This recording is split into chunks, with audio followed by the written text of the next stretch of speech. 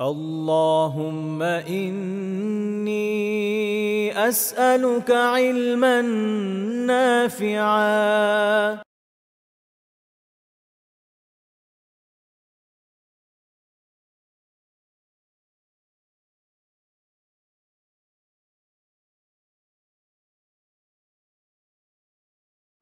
إن الحمد لله نحمده ونستعينه ونصلي على رسوله الكريم وعلى آله وصحبه أجمعين أما بعد সবাইকে স্বাগতম জানাচ্ছি আমাদের কবিরা গুনাহ বিষয়ক নিয়মিত দার্সে। আজকে আসলে কবিরা গুনাহ সম্পর্কে আলোচনার আগে একটা প্রাসঙ্গিক বিষয় আলোচনা করে নেব ইনশাআল্লাহ তাআলা। যেহেতু এটা তো ডেইলি বিষয় না, আশা করি এটা থেকে আমাদের কিছু শেখার বিষয় রয়েছে। বাংলাদেশে আজকে খুব প্রলয়ঙ্করী ধরনের ভূমিকম্প তো হয় নাই, সম্ভবত 5.5 মাত্রার, কিন্তু আমাদের যে দেশের সার্বিক কাঠামোগত অব্যবস্থাপনা, এটার কারণে কিছু ক্ষয়ক্ষতি হয়েছে। আগামী দিন কী হয় আল্লাহ তাআলা জানেন। আল্লাহ তাআলার কাছে আমরা দোয়া করি যেন আমাদের দেশে এই ধরনের বড় মাপের কোনো প্রাকৃতিক দুর্যোগ না হয়, কারণ এটা ট্যাকল দেওয়ার মতো আসলে কোনো ধরনের কোনো রকমের সামর্থ্য আমাদের দেশের এবং আমাদের অপদার্থ অথরিটির নেই। তো কাজেই এটা আমরা শুধু যেটা করতে পারি, আমরা আল্লাহ করতে পারি যে আল্লাহ তাআলা যেন আমাদের হেফাজত করেন, আমিন। তো আমরা এমনিতে কয়েকটা বিষয় একটু এ বিষয়ে প্রাসঙ্গিক হিসেবে জেনে নিই। যে আমরা দেখলাম যে একটা প্রাকৃতিক দুর্যোগ হলো, কোনো একটা মাত্রার হলো, মাঝে মাঝে অন্যান্য দুর্যোগও হয়। কেন প্রাকৃতিক দুর্যোগ হয় এবং এখান থেকে আমাদের শিক্ষণীয় বিষয় কি, এটা আমাদের জানা থাকা দরকার। কেননা যখনই এরকম কিছু হয় তখনই দেখা যায় কিছু মানুষ মুমিন থাকে আর কিছু মানুষ কাফের হয়। সহজ কথা, এবার ওইবার মাঝখানে কিছু নাই। কারণ এরকম যখন হয়, কিছু মানুষ আল্লাহ তাআলার দিকে রুজু হয়, আল্লাহকে ভয় করেন, এবং কিছু না, আমি বলবো যে অধিকাংশ মানুষ সাময়িক সময়ের জন্য হলেও, এটা তো আপনারা জুমার সময় গিয়ে টের পেয়েছেন, এবং অন্যদিন আমি যে সময় যে আজকে একটু আগে গিয়েছি, চিন্তা করেছি যে জায়গা হবে না আজকে।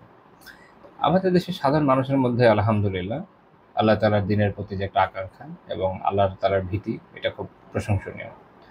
তো এইটা আরেকটা জিনিস আমাদেরকে বুঝিয়ে দেয় যে আমাদের দেশের মানুষের যে সার্বিক দ্বীনি অবক্ষয় যেটা হচ্ছে, যেটা আপনারা দেখেন, এটার মূল কারণ হচ্ছে এখানকার শাসককুল যখনই যে ক্ষমতায় এসছে এবং যে কোনো অথরিটেটিভ পজিশনে যে আসছে এবং জনগণের একটা পয়সাও খেয়েছে, প্রত্যেকে এর জন্য দায়ী। এখান থেকে আমরা কাউকে মাফ করি না, করার কোনো কারণে মাফ করবো হিসাবে। আমার দিন নিয়ে যে টানাটানি করছে মাফ করবো কেন? দুনিয়া ছেড়ে দেওয়া যায়, দিন কি ছেড়ে দেওয়া যাবে? যাবে না। এটা অনেক বড় দায়, কেমন দেখা যাবে। তো এই অঞ্চলের মানুষ আলহামদুলিল্লাহ যুগ যুগ ধরে, শত শত বছর ধরে তারা ইসলামের প্রতি অত্যন্ত পজিটিভ, এবং যখন এখানে ইসলামের দাওয়া এসছে, আপনারা খেয়াল করলে দেখবেন যে পুরো ভারতীয় উপমহাদেশে বিভিন্ন জায়গায় ইসলামের দাওয়াতও আসছে। আমাদের থেকে অনেক শক্তিশালী সাম্রাজ্য প্রতিষ্ঠিত হয়েছে, কিন্তু মানুষের ভেতরে ইসলাম সেই পর্যায়ে যায় নাই। দক্ষিণ ভারত একসময় খুব বড় মাপের দুইটা শক্তিশালী সাম্রাজ্য ছিল, গোলাকণ্ড এবং বিজাপুরের সুলতানাত। নাই, মানুষ এমন হয় না যে খুব বিশাল ইসলামী হয়ে গেছে, এরকম হয় নাই, ম্যাক্সিমামই ওখানে মুশরিক। একই রকম অবস্থা ছিল গুজরাটের সালতানাত একসময় এত বড় ছিল যে আরব থেকে বড় বড় মুহাদ্দিস আলিমরা ওখানে আসতেন, অনেক বড় বড় আলিম ওখানে আসতেন। ইমাম ইবনে হাজার হাইতামি রাহিমাহুল্লাহ তাআলা অনেক ছাত্র এই অঞ্চলে এসছেন, ওখান থেকে মানুষ যেতেন, পড়তে যেতেন। কই গুজরাটে কিন্তু অত মানুষ মুসলিম না সেই হিসাবে। আপনি বাংলার কথা চিন্তা করেন, এখানে মানুষ শুরু থেকে ইসলামের প্রতি পজিটিভ, খুব ইজিলি ইসলামকে অ্যাকসেপ্ট করেছে। অনেক কার্যক্রম থাকতে পারে, কিন্তু সবচেয়ে গুরুত্বপূর্ণ আমি যেটা মনে করি সেটা হচ্ছে আসলে আল্লাহ তাআলা এই অঞ্চলের মানুষকে কবুল করেছেন, তাদের অঞ্চলে ইসলামের প্রতি ভালোবাসা দিয়েছেন। আমাদের ভালোবাসা আছে, আমরা আগে থেকে ইসলামের সাথে আছি। আমরা বলতে পারি একটা সময় হয়তো আমাদের অনেক ক্ষেত্রে অভাব ছিল জ্ঞানের, স্বাভাবিক, বই ছিল না, আলিম আসে নাই, দুনিয়ার এক কোনায় অনেক ধরনের সমস্যা ছিল। তারপরে আমাদের পূর্বপুরুষরা যতটুকু পেরেছেন আলহামদুলিল্লাহ পালন করেছেন। তারপরে এখন আমাদের পক্ষে অনেক কিছু সহজ হয়েছে, এবং পৃথিবীর অনেক জায়গার তুলনায় এখানে আলহামদুলিল্লাহ মানুষ তা গ্রহণও করেছে। নতুন নতুন যখন দিনী কিতাবাদি চেপে আসতে শুরু করেছে, মানুষের যে অজ্ঞতা আছে দূর হওয়া শুরু করেছে আলহামদুলিল্লাহ। পৃথিবীর অন্যান্য যে কোনো অঞ্চলের তুলনায় আপনি দেখবেন বাংলাদেশের মানুষ আলহামদুলিল্লাহ অনেক সহজভাবে, অনেক সুন্দরভাবে তাকে গ্রহণ করেছে। অনেক অনেক মসজিদ গড়ে উঠেছে। এদেশের মানুষের দিনের প্রতি ভালোবাসা অসাধারণ। যে ত্রুটিটুকু আছে তার প্রধান কারণের জন্য আমি দায়ী করি দেশের মানুষকে নয়, এটার দায় শতভাগ সেসব লোকের যে অথরিটির কোনো না কোনো পজিশনে একদিন এক মুহূর্তের জন্য বসেছে, কিছু হলেও টাকা খেয়েছে। বেতন কিছু হলো পকেটে নিয়েছে বা কোনো না কোনোভাবে ওখান থেকে ফেভার নিয়েছে, এ দেয় তার। যতজন আছে আজ পর্যন্ত যা আসছে যা আসবে, যতক্ষণ এই পরিস্থিতি তারা কোনো উন্নয়নের জন্য উদ্যোগ না নেবে। একদম সিম্পল কথা। পৃথিবীর অনেক জায়গায় মানুষ নিজেরাই ইচ্ছুক না, আপনি যদি চেষ্টা করেন দাঙ্গা হয়ে যাবে। যেমন ধরেন অনেক জায়গা আছে, আই থিঙ্ক তুরস্কেরও কিছুটা এরকম অবস্থা, উত্তর আফ্রিকার বেশ কিছু অঞ্চল আছে এরকম। আপনি চেষ্টা করলেও পারবেন না, দিন কেউ নিয়ে আসতে পারবেন না। যারা একাত্তর চেষ্টা করেছে মানে ওই অঞ্চলে মানুষই আগ্রহী না, ঝামেলা করে ফেলবে। আমাদের দেশের মানুষ যথেষ্ট আগ্রহী না, যথেষ্ট আগ্রহী। সমস্যা হচ্ছে যারা পদে থাকে তাদের। তো এটা আমি কি প্রসঙ্গে বললাম, দেখেন যে আমাদের এখানে যখন এরকম কিছু হয় মানুষ কিন্তু আলহামদুলিল্লাহ আল্লাহ তালার দিকেই ফেরত আসে। এটাই আমাদের এখানকার অধিকাংশ মানুষের স্বভাব। আমাদের আল্লাহ তালা এই নিয়ামত দিয়েছেন আলহামদুলিল্লাহ। আর অন্যদিকে ইভেন আজকে যখন আপনার ভূমিকম্প হলো, আমি যখন নিচে গেলাম, আবার আমার বাসা থেকে বের হলাম, 3 তলা থেকেই ফ্যামিলি নিয়ে আমরা বাইরে আসলাম আলহামদুলিল্লাহ। তো যাওয়ার পরে এলাকার সবাই বাইরে আলাপ আলোচনা সো পজিটিভ। মানুষের ভয় তো আছে, ভয় না থাকলে তো নিচে আসেনি। কিন্তু আল্লাহ তালার প্রতি যে একটা আহ, আস্থা এবং আল্লাহ তালার একটা পরীক্ষার ব্যাপারে তাদের একটা ভয়, চিন্তা, দোয়া করা, এগুলো না অনেক পজিটিভ বিষয়, এগুলো বলে বোঝানোর মতো না। এইটা যেসব মুরতাদের আছে বা বিভিন্ন ধরনের তাগুতরা আছে, এটা এরা ওদের পক্ষে বোঝা সম্ভব না। তো এই জন্য দেখবেন যে যখন এমন কিছু হয় যে এরকম একদম গাধা খুঁজে পাওয়া যাবে অনলাইনে বা অন্যান্য জায়গায়, অফলাইনে আপনার সামনে জীবনে দেখে আপনি খুব বেশি পাবেন না, হয়তো কোনো বড় পদে বসে আছে, ওখানে যদি যান পার্সোনালি আপনার এটা ওটা বলতে পারে, বাট রাস্তাঘাটে বলার সাহস ও কেন, ওর বাবা ওর দাদাও করতে পারবে না বাংলাদেশে, অসম্ভব, বললাম না। এবং যে ওইরকম পজিশনে বসে আছে, যদি সিকিউরিটি নিয়ে না বের হয় তাহলে এইসব কথা বলার সাহস করবে না। কেন করবে না জানেন? ওর জানের ভয় আছে। ও জানে যে দেশের মানুষ এগুলো মানবে না। তখন হুজুরা যতই বলুক যে ভাই আল্লাহর রাস্তায় মাফ করে দেন, আগে মারবে, তারপর বলবে যে ঠিক আছে দিলাম মাফ করে। তো এই ধরনের লোকেরা অনলাইনে বা এরকম বিভিন্ন জায়গা থেকে চিৎকার চেঁচামেচি করে, এবং এটা হলো তাদের অপদার্থতা, এটাকে ঢেকে রাখার জন্য এগুলো করে। তো ফলে বিভিন্ন ধরনের অপপ্রচার তারা করতে থাকে, তারা দিন সম্পর্কে, মুসলিমদের বিশ্বাস সম্পর্কে অনেক উল্টাপাল্টা কথা বলার চেষ্টা করে, এর কোনো মানে হয় না। তো আমরা এই জন্য একটু জানার চেষ্টা করবো যে প্রাকৃতিক দুর্যোগ যে হয় কেন হয়, এখানে আমাদের শিক্ষাকে আমি খুব বেশি কারণ বলবো, 4-5টা কারণ বলবো। আলেমরা বিভিন্ন কথা আলোচনা করেছেন, এত কিছু দরকার নেই, একদম মৌলিক কয়টা পয়েন্ট। প্রথম পয়েন্ট যে কেন হয়, আল্লাহ তাআলার পক্ষ থেকে সতর্কতা হিসেবে আসে, নাসিহাত হিসেবে আসে। কেন? যেন আমরা সতর্ক হই, যেন আমরা সতর্ক হই এবং আমাদের যে ভুল ত্রুটি যা জীবনে আছে এটা সারিয়ে নিই। সহজ সহজ কথা দেখেন, মানুষের জীবনে আল্লাহ তাআলা অনেক নিদর্শন দেন। কোরআন ইসেলফ আল্লাহ তাআলা একটা আয়াত, একটা নিদর্শন। ইসলাম আল্লাহ তাআলা নিদর্শন। বিভিন্ন দুর্যোগ হয় আল্লাহ তাআলা নিদর্শন। আপনি অসুস্থ হয়ে যান আল্লাহ তাআলা নিদর্শন। আমাদের চুল পাকে আল্লাহ তাআলা নিদর্শন। এগুলো হচ্ছে কি নিদর্শন? আমাদের জীবনে সবসময় এগুলো বিভিন্ন সময় আসতে থাকে, এই সকল আয়াত, যেন আমরা জীবনের পদে পদে বুঝি যে আল্লাহ তাআলার কাছে যাওয়ার এটা আসলে কোনো টাইম শিডিউল নাই। আল্লাহ তাআলার পক্ষে আছে, আল্লাহ তাআলা জানেন শিডিউল, আমরা জানি না, আমাদের সাপেক্ষে অজ্ঞাত, আমরা জানি না যে কোনো সময় চলে আসবে ডাক। আমি ধরেন আজকে যখন শুরু হলো ভূমিকম্প, আমি আমার বাবুকে কোলে নিয়ে, ও বেচারা একটু আগে ব্যথা পেয়েছিল, ওকে সান্ত্বনা দিচ্ছিলাম। তো দেখেন সামান্য একটা ব্যথা নিয়ে যে টেনশনে ছিলাম, এরপর এর থেকে বড় টেনশন চলে আসছে। সিচুয়েশন এরকম মানুষের জীবনে। তো মানুষের জীবনে যখন এরকম কোনো আয়াত আসবে, যে কোনো সতর্কতা আসবে, এটার মূল কথা হচ্ছে যে তাকে আল্লাহ তাআলার দিকে যে ফেরত যেতে হবে, এটা তাকে মনে করতে হবে, তাকে আল্লাহ তাআলার দিকে তখনই ফেরত আসতে হবে, ইস্তিগফার করতে হবে, তওবা করতে হবে। এই জন্য আল্লাহ তাআলা সূরা বনী ইসরাঈলে 59 নম্বর আয়াতে বলেছেন কি, ওয়া মা নুরসিলু বিল আয়াত ওয়া মা নুরসিলু বিল আয়াতি ইল্লা তাখউইফা, যে আমি কেবল ভীতি প্রদর্শনের উদ্দেশ্যেই এই নিদর্শনসমূহ পাঠাই। আমি বললাম তো যত ধরনের আয়াত আছে, সেটা এরকম বিভিন্ন দুর্যোগ হোক, মানুষের জীবনে অনেক কিছু ঘটে যায়, এগুলো সবই আসলে বিভিন্ন ধরনের আয়াত। আমাদের কাছে যখন এই আয়াতগুলো আসে, আমরা অনেক সময় আলহামদুলিল্লাহ ফেরত আসি, তাৎক্ষণিক কিছু প্রতিক্রিয়া আমরা দেখাই। যখন আমাদের সারা দুনিয়া করোনার কারণে আটকে গিয়েছিল, লকডাউন হয়েছিল, তখন মানুষের এত আগ্রহ হয়েছিল যে মসজিদে যেতে পারেনি, বাসার ছাদের মধ্যে তারা মাশাআল্লাহ নামাজ পড়ে ফেলেছে, তাও জামাত করে। বাসার ছাদে ছাদে মসজিদ কায়েম হয়ে গেছিল। তারপর যখন করোনা চলে গেছে, এখন টেনেও নিয়ে আসা যায় না। তো এইটা এরকম হলে হবে না, তাৎক্ষণিক ফেরত আসা ভালো, এটা খুবই ভালো, এটা পজিটিভ, কিন্তু থাকতে তো হবে। আমরা করোনার সময় অনেক মানুষকে দেখেছি যারা আলহামদুলিল্লাহ খুব সিনসিয়ারলি দিন পালন শুরু করেছে। তারপরে যখন এই সমস্যা দূর হয়ে গেছে, তারপরে আর কোনো খবর নেই।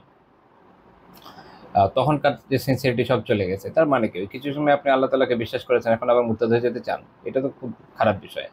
বরং তখন যে আল্লাহ তাআলা এই বিপদ আমাদের উপরে দিয়েছিলেন, সে আল্লাহ তাআলা এখনো দিতে পারেন, আরো অনেক বিপদ দিতে পারেন। সবচেয়ে বড় কথা, কোনো বিপদ এভাবে আসার দরকারও নাই, একটা মানুষ এমনি মরে যেতে পারে। মানে আমরা যে বলি না, যে বলে কি হৃদযন্ত্রের ক্রিয়া বন্ধ হয়ে মারা গেছে, এটা একটা বাহ্যিক আসবাব। কারণ মূল কার্যকারণ কি, আল্লাহ তাআলা চেয়েছেন, তার হায়াত শেষ হয়ে গিয়েছিল, মালাকুল মাউত আসছে, শেষ। সে কিছুদিন আগে আমি এক দুদিন আগে আমি একজন একটা শুনছিলাম, খুব ভালো লাগছিল। উনি ওনার বাবার ব্যাপারে বলছিলেন যে আমার বাবা মারা গিয়েছিলেন কারণ মালাকুল মউত আসছে। খুব ইন্টারেস্টিং লাগলো, সুন্দর কথা তো। তো বলছে যে এটাও তো অনেক স্বভাব আছে, কার্যকারণ তো থাকে, কারো এও হয় ওই হয়, ঠিক আছে, কার্যকারণ তো থাকে, কিন্তু আসলে মারা গেছে এই জন্য যে মালাকুল মউত আসছিল, সেটা সত্য। এটা সবার আগে মাথায় থাকা উচিত। তো এটা তো যে কোনো সময় হতে পারে, আমরা তো আহ, ঘড়ি ধরে বলতে পারবো না কখন হবে। আমাদের এই জন্য যখনই জীবনে এরকম কোনো নিদর্শন আসবে, একজন মুমিনের কাজ হচ্ছে আল্লাহ তাআলার দিকে রুজু করা।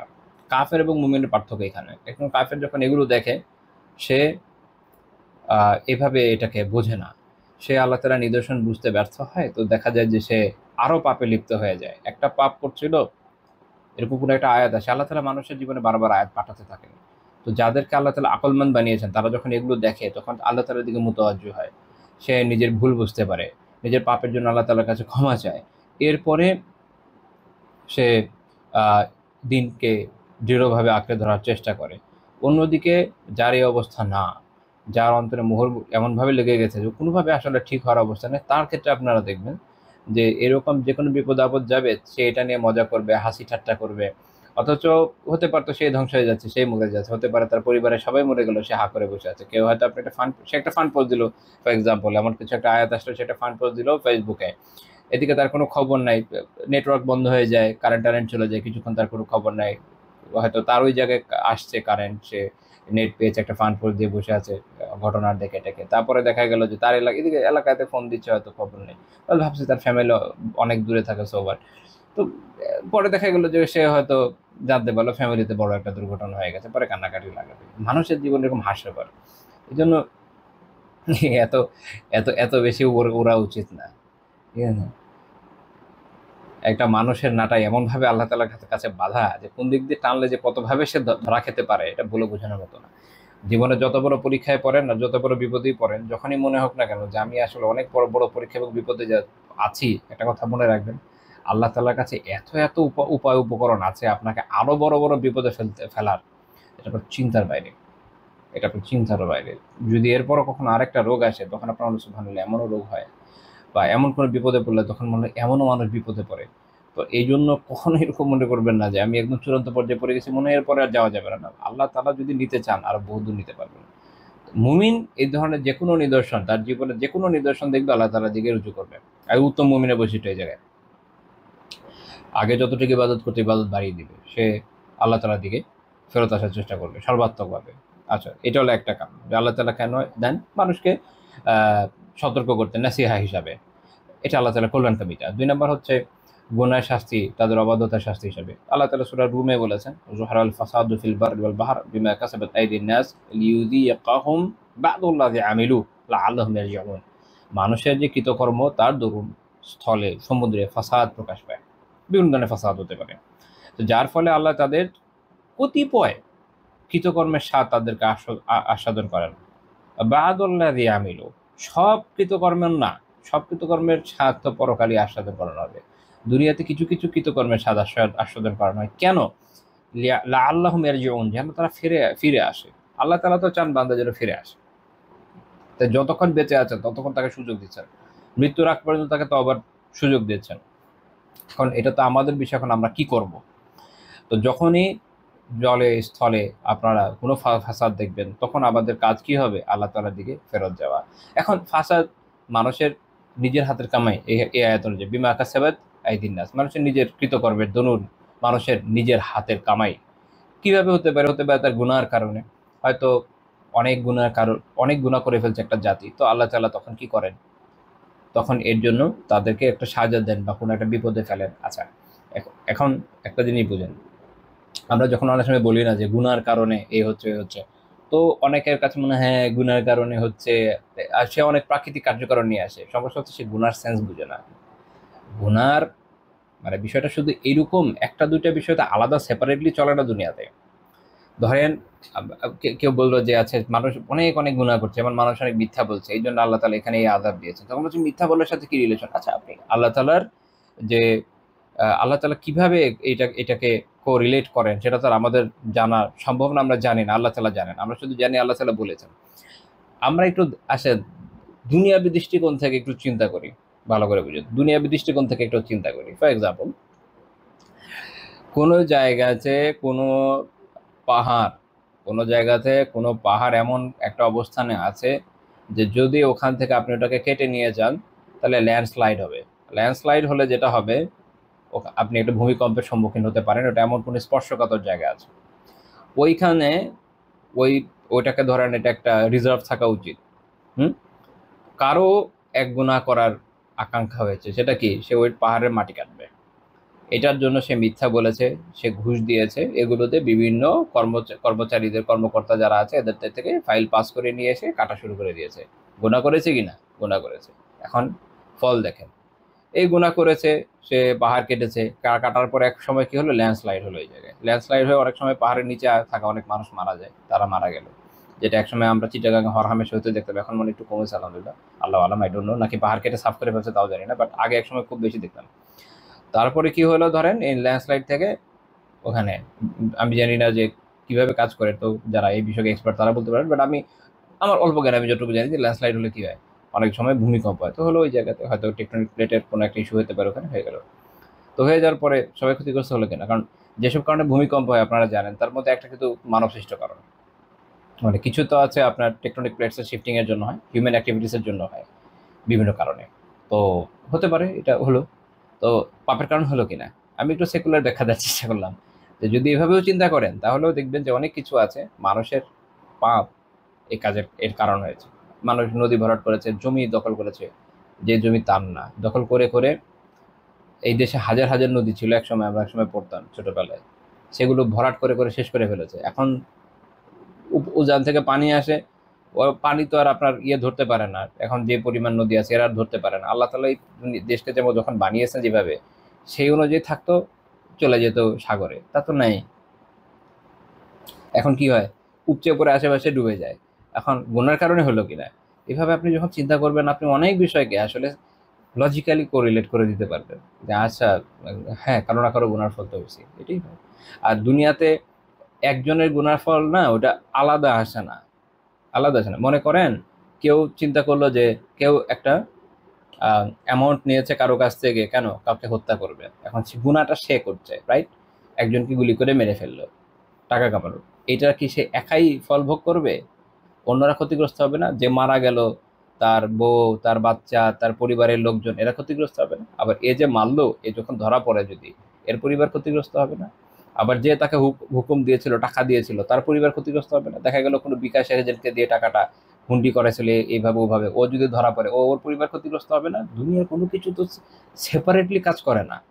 এখানে কেউ যখন একটা পাপ করে না, তার ওই পাপের দায় এই দুনিয়াতে আরো অনেক মানুষের কারণে ক্ষতিগ্রস্ত হয়। কেন পাপকে থামানো ইসলামে এত গুরুত্বপূর্ণ? কেন আমর বিল মারুফ ওয়া নাহি আনিল মুনকার এত গুরুত্বপূর্ণ? যেমন একটা হাদিসে এটার একটা উদাহরণ দেওয়া হয়েছে যে আমি জাস্ট অর্থটা বলি, ধর দুই তলা একটা নৌকা যদি হয়, উপর তলায় লোক থাকে, নিচের তলায় লোক থাকে। নিচের তলায় লোক পানি নিতে চাইলে উপর তলায় উঠে নিতে হয়, কারণ নিচ দিয়ে তো আপনি নিতে পারবেন না, খোল থাকে। তো উপরতলার লোক বিরক্ত হয়ে দেখে তারা যদি চিন্তা করে যে আচ্ছা, আমি তাহলে নিচে খোলের মধ্যে আমরা ফুটা করে দিই, নদীর পানি এখান থেকে নিয়ে খাবো, তাহলে হবে? ডুবে যাবে না? উপরতলার লোকজন যদি তাদেরকে বাধা দেয়, তাহলে একমাত্র সম্ভব এই নৌকাকে বাঁচানো। সোসাইটি ভাবে বিল্ড বিল্ড আপ একটা একটা স্ট্রাকচার। এইটাকে আপনি এরকম মনে করার কোনো কারণ নাই যে সবাই একদম সেপারেটলি ভেবে চলবে। একজন যে যেভাবে ইচ্ছা গুনাহ করবে, আমরা কাউকে কিছু বলবো না, তাই কোনো ফল হবে না। ভাই, আলটিমেটলি সবাই সাফার করে। আপনি যদি আমাদের আমাদের চারপাশে খেয়াল করে দেখেন যে আমরা যে বিভিন্ন ক্ষেত্রে সাফার করছি না, বড় কারণ হচ্ছে গণহারে গুনাহ হচ্ছে। এখন আহ, যেভাবে আমরা প্ল্যানিং ছাড়া জীবনযাপন করছি, যে ধরনের নগরায়ন করা হয়েছে, বিভিন্ন মানুষের জমিকে দখল করে নিয়ে, এই যে আহ, আমি জানি না যে বাংলাদেশের মতো দেশে, মানে এটা পরিবেশবিদরা বলতে পারবে, বাট আমি আমার বন্ধু বান্ধব যারা ইঞ্জিনিয়ারিং পড়েছে এদের সাথে কথাবার্তা বলে, যে ইউনিভার্সিটি লেভেলের অ্যাসিস্ট্যান্ট প্রফেসর এরকম লেভেলও ফ্রেন্ড আছে, এদের সাথে অন্যদের সাথে কথাবার্তা বলে টলে যে দেখেছি, মানে এত বুড়া হয় নাই যে এখন প্রফেসর লেভেলের ফ্রেন্ড পাবো। অ্যাসিস্ট্যান্ট প্রফেসর লেভেলের ফ্রেন্ড আছে আলহামদুলিল্লাহ, ওটুকু বুড়ো হয়ে গেছি। তো তো কথাবার্তা বলে যেটুকু বুঝেছি যে ঢাকা আসলে এটার জন্য এত উপযুক্ত না, যেরকম মানে খুবই ভারী স্ট্রাকচার যেগুলো বানানো হচ্ছে। আলো আলো এখন এই যেগুলো করা হচ্ছে কি কারণে করা হচ্ছে, ওখানে কত টাকার লেনদেন আছে আল্লাহ ছাড়া কে জানে। তো তারপরে দেখবেন যে কোনো একটা যদি দুর্ঘটনা ঘটে যায়, তো কারো কারো না কারো এই যে পাপের ফল তো হচ্ছে। এভাবে চিন্তা করেন, গুনাহ অবদ্ধতা শাস্তির অভাব নেই। এত এত কাজ অকাজ করছে মানব জাতি, যে আলটিমেটলি তার ফল তো তাকে ভোগ করতে হয়, কিছু দুনিয়াতে কিছু আখিরাতে। তো এই জন্য আল্লাহ তালা কি বলেছেন, লিউদি কাহুম বাদুল্লাদি আমিলু, যা করেছে তার কিছু কতিপয়কৃত কর্মের স্বাদ তাদেরকে আস্বাদন করেন। সব পাপের স্বাদ এই দুনিয়াতে আপনি নিতেও পারবেন না। যে পরিমাণ পাপ মানুষ করে না, এটা সাজা নেওয়ার জন্য দুনিয়ার জীবন অনেক ছোট, মানুষের শরীর তার সক্ষমতা রাখে না। কিন্তু পরকালে এটাকে ওই রকম স্ট্রাকচার দেওয়া হবে যেন নিতে পারে। তো তাইলে গুনাহ এবং অবদ্ধতা শাস্তি হিসাবেও কিন্তু আল্লাহ তাআলা অনেক সময় আমাদেরকে বিভিন্ন রকম দুর্যোগে ফেলে থাকেন। ৩ নাম্বার হয় যে পরীক্ষার সুযোগ, ধৈর্য ধারণের সুযোগ, যাতে এর মাধ্যমে যারা মুমিন হয় তাদের ধৈর্য, ঈমান আল্লাহ তাআলা যাচাই করে নিতে পারেন এবং এটার মাধ্যমে তাদের সওয়াব বৃদ্ধি পায়। আল্লাহ তাআলা কি বলেছেন, ওয়ানাবলুকুম বিশ-শাররি ওয়াল খাইরি ফিতনা, যে আমি তোমাদেরকে দুইটা বিষয় বলছেন, শারর ক্ষতিকর বিষয় এবং কল্যাণকর বিষয়, দুইটাই পরীক্ষা স্বরূপ দিয়ে দিয়ে পরীক্ষা নিয়ে থাকি, ফিতনা হিসেবে দিয়ে পরীক্ষা নিয়ে থাকি। অর্থাৎ আল্লাহ তাআলা ভালো দিয়েও পরীক্ষা নেন, খারাপ দিয়েও পরীক্ষা নেন। ভালো দিয়েও পরীক্ষা হয়, আপনাকে আল্লাহ তাআলা অনেক নিয়ামত দিলেন, আপনি কতটুকু শুকরগুজার করলেন, শুকরগুজারি করলেন, কতটুকু শুকরগুজার হলেন, নাকি টাকা পয়সা পেয়ে বিভিন্ন নিয়ামত পেয়ে গুনার সাগরে ভেসে গেলেন, এটা একটা পরীক্ষা। আরেকটা হচ্ছে ক্ষতিকর বিভিন্ন বিষয় দিয়ে, বিভিন্ন বিপদ আপদ দিয়ে, অসুখ দিয়ে, তারপর হচ্ছে আপনার এই ধরনের প্রাকৃতিক দুর্যোগ দিয়ে আল্লাহ তাআলা পরীক্ষা নেন। যে মুমিন, দেখেন, যখন যদি কোনো দুর্যোগ হয় কারো জীবনে, ধরেন অসুস্থতা আসুক বা যে কোনো দুর্যোগ হোক, অ্যাক্সিডেন্ট হোক, এনিথিং, যুদ্ধ হোক, যাই হোক না কেন, এখানে এক ক্যাটাগরির লোক থাকে যারা হতাশ হয়ে যায়। এখন সবাই তো আক্রান্ত হয়, এরকম যখন কিছু হয় সবাই আক্রান্ত হয়। তো যাদের মধ্যে ঈমান নাই, যাদের মধ্যে আল্লাহ তাআলার প্রতি আস্থা নেই, তারা কি করে, তারা হতাশ হয়ে যায়, তারা অনেক খারাপ কথা বলে, হয়তো তাদের ঈমানই নষ্ট হয়ে যায়। তাতে কোনো বেনিফিট নাই তো, দুনিয়াবি আখিরাতে কোনো বেনিফিট আছে এসব বলে? কিন্তু যারা মুমিন, তারা ওই সময় সবর করে, আল্লাহ তাআলার কাছে দোয়া করে, আল্লাহ তাআলার দিকে মোতাওয়াজ্জহ হয়, তাদের ঈমান বৃদ্ধি পায়, তাদের ধৈর্য পরীক্ষা হয়ে যায়, এর ফলে তারা উত্তম প্রতিদান প্রাপ্ত হয়। আমি এটা বলি, মানে আগেও বলেছি যে আমাদের জীবনে যে পরীক্ষাগুলো আসে, ধরেন আমার অনেক অসুস্থতা আছে, অনেকেরই আছে, বা কারো আর্থিক সংকট আছে, আরো অনেকেরই আছে, বিভিন্ন ধরনের সমস্যা আমাদের জীবনেও থাকে, তাই না? এইখানে হয় আমার কাছে অপশন দুইটা, হয় আমি একদম খুব ভালো মতো ধৈর্য ধারণ করব, তাহলে আমার আমার তো এটা সইতেই হবে, নাকি না সয়ে যেতে পারবো, না সইতেও যেতে পারবো না। যদি আমার যেহেতু সইতেই হবে, আমি যদি এই সময় ধৈর্য ধারণ করি, কারণ এটা আমার জন্য একটা অপশন, তাহলে আমি এটার জন্য উত্তম প্রতিদান পাবো, জান্নাতে উচ্চ মর্যাদা পাবো। আর আরেকটা হতে পারে যে আমি উল্টাপাল্টা কথা বললাম, ধৈর্য ধারণ করলাম না, বিভিন্ন পাপে লিপ্ত হয়ে গেলাম এইসবকে ভুলে থাকার জন্য, তাতে কি আমার ব্যথা চলে যাবে? ব্যথা চলে যাবে না। কষ্ট চলে যাবে? কষ্ট চলে যাবে না। পাপ করলে কি দারিদ্রতা ধনাঢ্যতায় রূপান্তরিত হবে, যে গরিব ফকির তো ফকিরই থাকবে? তো এভাবে তো আসলে চেঞ্জ আসবে না। জীবনে যে কোনো পেরেশানি যাই হোক না কেন, তাতে যদি আমরা ধৈর্য ধারণ করি, আল্লাহ তাআলার উপর নির্ভর করি, তাওয়াক্কুল করি, দৃঢ়তার সাথে এগিয়ে যেতে পারি, তাহলে ইহকালেও লাভ, পরকালেও লাভ। আপনি ইহকালে সাইকোলজিক্যালি খুব ফিট থাকবেন, আর পরকালে তো স্বাভাবিক স্বভাব। আর যদি উল্টাটা করেন, তাহলে ইহকালে মানসিকভাবে ভেঙে পড়বেন, কয়েকদিন এদিক ওদিক থাকবেন, তারপর কি করবেন, দেখবেন যে যারা এই ধরনের লোক আছে, অনেক আছে, বা বলে যে অমুক আত্মহত্যা করে ফেললো, সে তো আজকেও খুব বন্ধুদের সাথে হাসি তামাশা করেছে, এই করেছে, ওই করেছে, এগুলো ভুলে থাকার জন্য করেছে। কিন্তু যেহেতু আমাদের সবরটা নাই, তাওয়াক্কুল নাই, সে আশা হারিয়ে ফেলেছে, তাই যতই হাসি খুশি থাকুক, হুট করে দেখা গেলে সে নদীতে ঝাঁপিয়ে পড়েছে বা সিলিংয়ে ঝুলে পড়েছে, কিছু না কিছু করে আত্মহত্যা করে ফেলে। এটা কিন্তু অনেক দেখবেন, পত্রিকায় আসে, ফেসবুকে আসে, অনেক দেখলাম আমার প্রোগ্রামে। এর কারণ হচ্ছে ভিতরে ভিতরে সে ক্ষয়ে গেছে, যেহেতু তার আল্লাহ তাআলার প্রতি নির্ভরতা নাই, ধৈর্য নাই, ঈমান নাই, শেষ। আবার একই সিনারি থেকে আরেকজন আলহামদুলিল্লাহ উঠে আসছে, কারণ তার মধ্যে তাওয়াক্কুল আছে, ধৈর্য আছে, ঈমান আছে। তো কাজে ধৈর্য এবং ধৈর্যের একটা পরীক্ষা হয়ে যায়, এর মাধ্যমে সওয়াব পাওয়ার একটা উপায় হয়। ৪ নাম্বার হচ্ছে কি, আল্লাহ তাআলা কাফেরদের জন্য, গুনাহগারদের জন্য শাস্তি হিসাবেও দিয়ে থাকেন, যেটা মুমিন, দেখেন এটা একটা কথা মনে রাখেন, যে কাফের এবং গুনাহগারদের জন্য সাজা যখন হয়, যে যারা খুব মুমিন মুত্তাকি, তারা যখন থেকে বের হয়ে আসতে পারে, এরকম কিন্তু সবসময় হয় না। কারণ ওই যে একটু আগে যেমন বললাম, দুনিয়াকে তো আল্লাহ তাআলা এভাবেই বানিয়েছেন, এক এলাকার সব কাফেরদেরকে যদি আল্লাহ তাআলা উড়াই দেন, মুমিনরা কি ওখান থেকে মানে অলৌকিকভাবে উঠতে উঠতে বেঁচে যাবে? এ ধরনের চিন্তাধারা তো আমাদের রিলিজিয়ন আমাদের দেওয়া নেই। আমরা যদি রাখি, এটা আমাদের দোষ। সিম্পল কথা। যে কারণে আমর বিল মারুফ ওয়া নাহি আনিল মুনকার এত গুরুত্বপূর্ণ, আমি বারবার বলি, খুবই গুরুত্বপূর্ণ। এই জন্য হয় পাপীদের হাত ধরে থামান, নয়তো ওদের সাথে ডোবা লাগতে পারে। বাট সৌভাগ্য এখানে, যা আমাদের দিন এই দিক দিয়ে আলহামদুলিল্লাহ সুন্দর, যে যদি ডুবেও যাই আমরা, যদি আমাদের ঈমান থাকে এবং আমরা আমাদের দায়িত্বটা পালন করে যেতে পারি, তো পরকালে ইনশাআল্লাহ তাআলা প্রতিদান পাবো। আর সবচেয়ে গুরুত্বপূর্ণ কথা হচ্ছে, মুমিন তো আসলে অনন্তকাল বেঁচে থাকার জন্য, দুনিয়ার সুখ শান্তি লাভ করার জন্যই শুধু বেঁচে থাকে না। মুমিনের বেঁচে থাকার মূল উদ্দেশ্য হচ্ছে পরকালের পাথেয় নেওয়া। এই জন্যই তাকে পাঠানো হয়েছিল, ইবাদতের জন্য আর পরকালের পাথেয় নেওয়ার জন্য। তো কাজে মুমিন যখন দেখবেন যে কোনো বিপদে পড়লো বা যাই হোক না কেন, সে ভেঙেও পড়ে না, সে শেষও হয়ে যায় না, সে মানসিকভাবে শান্ত থাকে এবং সে সওয়াবের আশা রাখে। আর নয়তো দুনিয়াতে যখন এই ধরনের বিভিন্ন বিপদ আপদ আসে না, তখন দেখবেন যে সবার উপরই তো আসে। মানে এমন হয় না যে সোসাইটির একটা অংশ তারা স্পেশাল একটা রেস, হ্যাঁ, আকাশ থেকে আযাব করছে আর তারা আকাশে ভাসছে, যে তাদের কিছু হবে না, তারা মুত্তাকি লোকজন। এরকম হয় না, কখনো হয় না, আগামীতেও হওয়ার কোনো কারণ নেই। এটা মাথায় রাখতে হবে। তো যখন হয় কোনো ধরনের বিপদ আপদ এরকম আসে, গুনাহগার কাফেরদের যা সাজা হওয়ার হয়, আর মুমিনরা ওখান থেকে আল্লাহ তাআলার মেহেরবানিতে এর মাধ্যমে যদি জানা বেঁচে যায় তো আলহামদুলিল্লাহ, যদি মরেও যায় সে এটা তার হয়তো পরকালের মাফ হওয়ার কারণ হবে। ইমাম হাকিম রাহিমাহুল্লাহ মুস্তাদরাকে একটা হাদিস উল্লেখ করেছেন, ৭৬৪৯ নম্বর হাদিস। আল্লাহ রাসূল সাল্লাল্লাহু আলাইহি ওয়াসাল্লাম বলেছেন যে, ইন্না উম্মতি উম্মাতুম মারহুমা লাইসা আলাইহা ফিল আখিরাতি হিসাবু ওয়ালা আযাব, ইন্নামা আযাবুহা ফিল কাতলি ওয়াজ জালাজিল ওয়াল ফিতান। যে আমার যে এই উম্মাহ হচ্ছে রহমত প্রাপ্ত উম্মাহ। এই উম্মাহ হচ্ছে কি? রহমত প্রাপ্ত উম্মাহ। তার জন্য আখিরাতে হিসাব বা আযাব নাই। হিসাব নাই মানে ওই রকম হিসাব যেটাতে ধরা খেয়ে একদম জাহান্নামে চলে যাওয়া লাগবে। আমভাবে পুরো উম্মার বিষয়টা এরকম নয়। আবার যে উম্মাগুলো একদম ধ্বংস হয়ে যাবে আযাবে পড়ে, মানে এদের আর কিছু করার নেই, এরা ঈমানই আনে নাই নবীদের উপরে, ওইরকম উম্মাও নাই। এই উম্মাহ যেহেতু মুমিন উম্মাহ, তো এজন্য আখিরাত তাদের জন্য সহজ হবে, তুলনামূলক। তাদের আযাব কি হবে? তিনি বলছেন যে, ইন্নামা আযাবুহা ফিল কাতলি ওয়াজ জালাজিল ওয়াল ফিতান। তাদের আযাব হচ্ছে কি? হত্যাযোগ্য বা যুদ্ধেও হত্যাযোগ্য, এগুলোর মাধ্যমে হয়ে যাবে, ভূমিকম্পের মাধ্যমে, বিভিন্ন ফিতনা ফাসাদের মাধ্যমে হবে। বিভিন্ন ধরনের ফিতনা হতে পারে দুনিয়াতে। ফিতনা একটা খুব ব্যাপক টার্ম, অনেক ধরনের ফিতনা হয়, ওইটা আমরা এখন আলোচনায় যাব না। তো এর মাধ্যমে কি হয়ে যায়? উম্মাহ তাদের গুনাহগুলো মাফ হতে থাকে, ফলে তারা আযাব থেকে আলটিমেটলি বের হয়ে আসতে সক্ষম হয়। এই জন্য এটা এই উম্মার বিশেষ বৈশিষ্ট্য, যেটার মাধ্যমে আল্লাহ তাআলা মুমিনদের মাফ করে থাকেন। ইমাম হাকিম এবং ইমাম যাহাবী রাহিমাহুল্লাহ তাআলা এটাকে সহিহ বলেছেন। আর সর্বশেষ এই ধরনের যে কোনো বিষয়ের ক্ষেত্রে যেটা হয়, বৈজ্ঞানিক কারণ তো আছে। মানে বৈজ্ঞানিক কারণ মানে কি? বৈজ্ঞানিকরা তৈরি করেছে কারণ এরকম না, প্রকৃতিতেই কারণ আছে, অর্থাৎ আল্লাহ তাআলা এইভাবে এগুলোকে ঘটিয়ে থাকেন। তো সেটা বিজ্ঞানীরা আবিষ্কার করে। বিজ্ঞানীরা কি করে? ডিসকভার করে যে প্রকৃতির মধ্যে এই কার্যকারণ ক্রিয়াশীল, তারা বানায় না। তো একটা আমরা জানি যে খুব কমন হচ্ছে টেকটনিক প্লেটসের শিফটিং। প্লেটগুলো যখন শিফট করে, ওটার কারণে হয়। হিউম্যান অ্যাক্টিভিটি এটাকে বলেছি, বিভিন্ন কারণে হতে পারে, মাইনিং হতে পারে, ফ্লুইড এক্সট্রাকশনের কারণে হয়, বিভিন্ন কারণে হয়ে যায়, আরও কিছু ট্রিগার থাকে, এগুলোর কারণে হয়ে থাকে। ঘটনা যেটাই হোক না কেন, এটা আল্লাহ তাআলার ইচ্ছার বাইরে হয় না, দ্যাটস দ্য পয়েন্ট। কাজেই যখনই এমন কিছু হয়, আমাদের কাজ কি?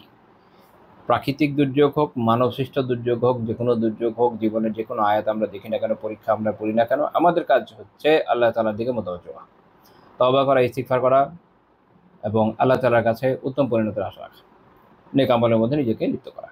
সহজ কথা। মুমিন যাই দেখে তাতে খুশি হয়ে যায় এবং আল্লাহ তাআলার দিকে যাওয়ার চেষ্টা করে। কিভাবে? যেমন ধরেন, আপনি খুব সুন্দর একটা প্রাকৃতিক দৃশ্য দেখবেন, সুবহানাল্লাহ।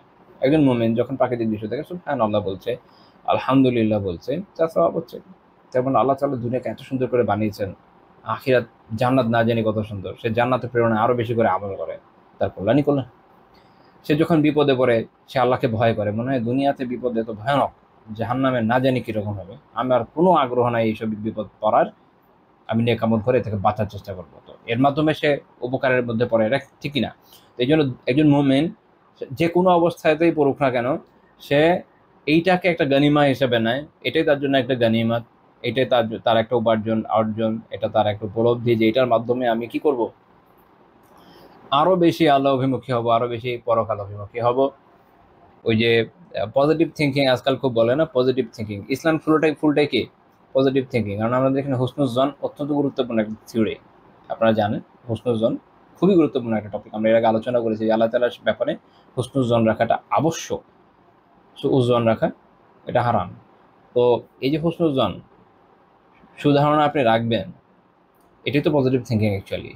বরং আরও সুউচ্চ লেভেলের, কারণ ওই যে আমাদের দুনিয়া বিশ্বাসে পজিটিভ থিঙ্কিং হাতে করা কিছু বিষয়ের মধ্যে থাকে, কিন্তু আমরা যখন ইসলামের দৃষ্টি থেকে পজিটিভ থিঙ্কিং নিয়ে চিন্তা করবো, তো আল্লাহ তাআলার শানে পজিটিভ থিঙ্কিং, পরকাল নিয়ে পজিটিভ থিঙ্কিং, সব কিছু মিলে এটা অনেক অনেক ব্যাপক। তো এই জন্য একজন মুমিনের জীবনে যে কোনো সিচুয়েশনে পড়ুক না কেন, তার একটা পজিটিভ থিঙ্কিং থাকেই। সে আরও বেশি পরকালের দিকে উদ্বুদ্ধ হয়, সে আল্লাহ তাআলার ব্যাপারে আরও বেশি আশাবাদী হয় যে আল্লাহ তাআলার কাছ থেকে যেন সে কল্যাণ লাভ করতে পারে ইত্যাদি। তো এই জন্য যে কোনো সিচুয়েশনে সে পড়ুক না কেন, সে আরও বেশি আল্লাহমুখী হবে, শেষ কথা। এটা হচ্ছে আমাদের শিক্ষার বিষয়। ঘটনা যাই ঘটুক না কেন, আমরা ওখান থেকে শিক্ষা নেই। আমরা শিক্ষা নেই ভাই, আবার তওবা করতে হবে, ইস্তিগফার করতে হবে, আল্লাহর কাছে ফেরত যাওয়ার প্রিপারেশন নিতে হবে।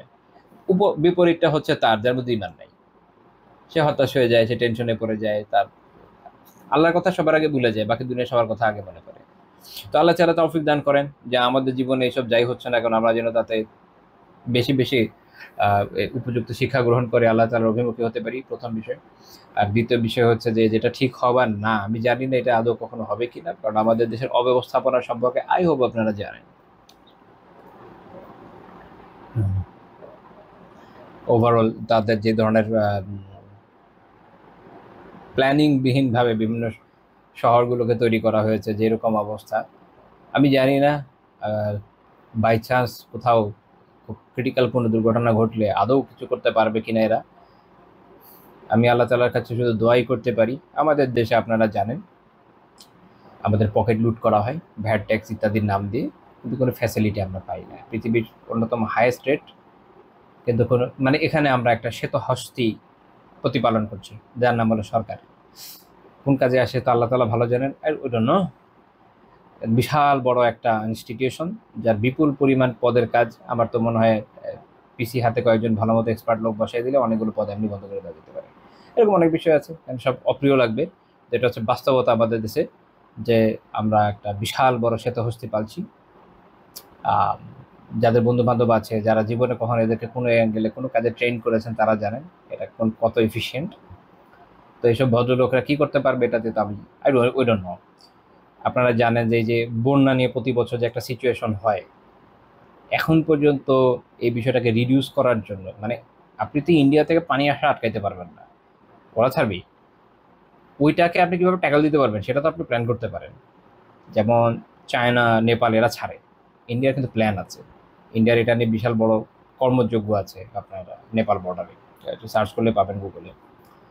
তো কীভাবে এটাকে তারা রিডিউস করবে, মানে ওরা তো ছাড়বেই চায় না। ইন্ডিয়া তার চেষ্টা চালায় যে সে কীভাবে নিজেকে সেভ রাখবে।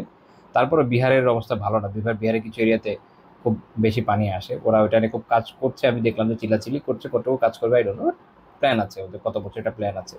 বাংলাদেশে কিছু নেই, তাদের কাজ হচ্ছে এটা হয়ে গেছে ইন্ডিয়ান ল্যাট্রিন, ওরা ওখানে পানি ছেড়ে দিবে, ফ্লাশ করবে, এখানে আসবে, ভেসে যাবে। কোনো প্ল্যান নাই, কোনো কর্মযোগ্য নাই, কোনো চিন্তা ভাবনা নাই যে কীভাবে আমরা এটা ইয়ে করবো না করবো। তো এইটাতে যদি এই অবস্থা হয়, তো সেখানে ভূমিকম্প বছরে একবার দুইবার হয় বা হয়ই না, ওটা নিয়ে তো কারো মাথা ব্যথাই থাকবে না, এটাই স্বাভাবিক। আমাদের এই জন্য কাজ হচ্ছে আল্লাহকে বেশি বেশি ডাকা। আর আলটিমেট সলিউশন, যদি কখনো এই দেশে আমরা ইসলামকে প্রতিষ্ঠিত করতে পারি, আশা করা যায় যে আল্লাহ তাআলা তৌফিক দিলে হয়তো একসময়